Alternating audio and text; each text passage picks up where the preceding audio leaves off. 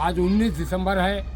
आज के ही दिन 1927 में काकोरी क्रांति के महान क्रांतिकारी पंडित राम प्रसाद बिस्मिल, अशफाक उल्लाह खां और ठाकुर रोशन सिंह को अलग अलग जेलों में फांसी दी गई थी। और आज से ठीक 2 दिन पहले काकोरी क्रांति के महानायक राजेंद्र लाहिड़ी को गोंडा जेल में फांसी दी गई थी। आज मैं खड़ा हूँ काकोरी शहीद स्मारक पर। इसके ठीक पीछे काकोरी का वह रेलवे स्टेशन है जहाँ से ट्रेन चली थी और 9 अगस्त 1925 को राजेंद्र लाहिड़ी ने ट्रेन की चेन खींची थी और उसके बाद ब्रिटिश हुकूमत का खजाना लूटा गया था। आज इन क्रांतिकारियों के प्रति श्रद्धा नमन करने के लिए एक कार्यक्रम के तहत मैं यहाँ पर आया हुआ हूँ। मैं ज़्यादा लंबा इसको नहीं खींचूँगा।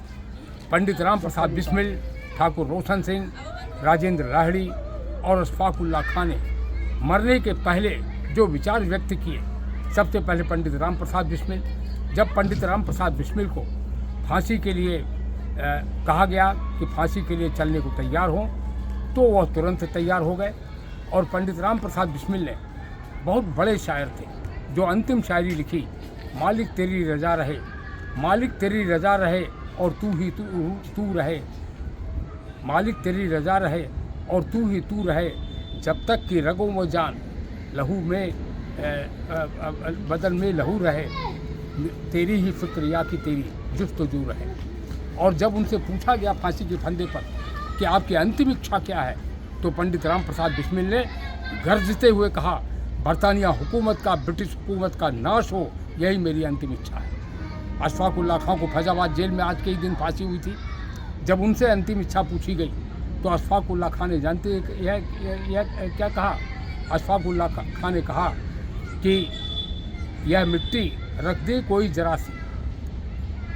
उन्होंने कहा कोई ख्वाहिश नहीं है, रख दे कोई जरा सी, खाके वतन कफन में, कुछ आरजू नहीं है आरजू बस इतनी, रख दे कोई जरा सी, खाके वतन कफन में, वतन की मिट्टी कोई मेरे कफन के अंदर रख दे।